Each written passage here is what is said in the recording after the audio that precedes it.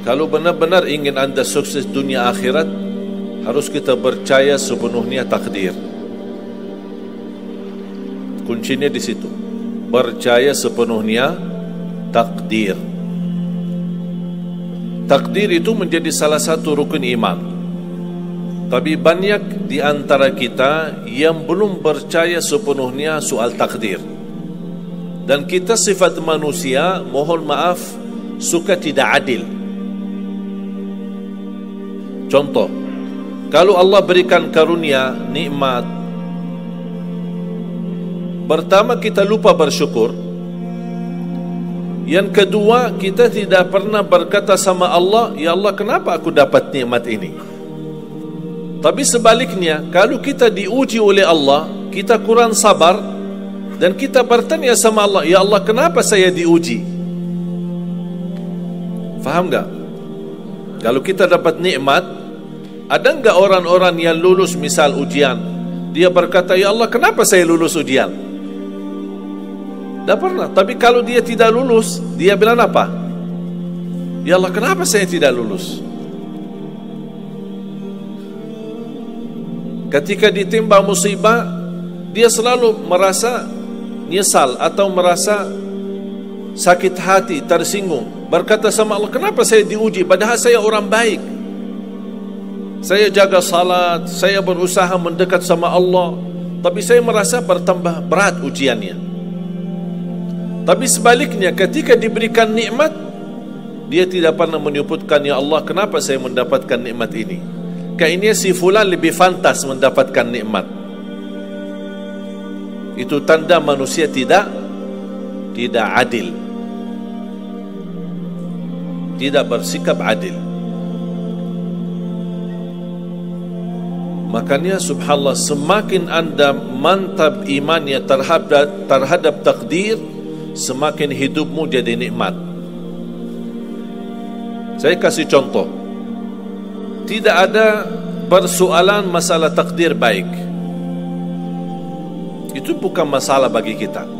Justru kita bertambah senang kalau kita mendapatkan takdir yang baik.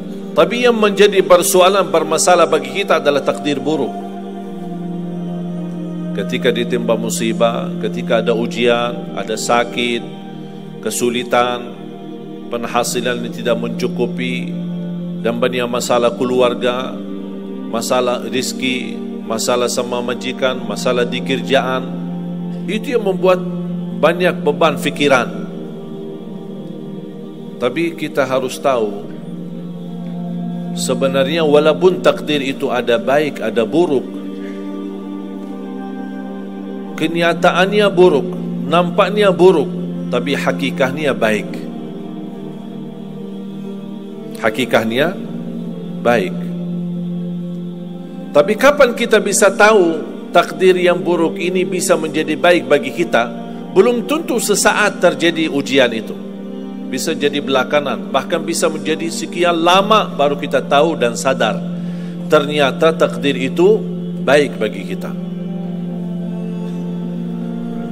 Sebenarnya kalau kita tahu rahasia takdir, apapun yang akan terjadi, kita tidak ada kekhawatiran.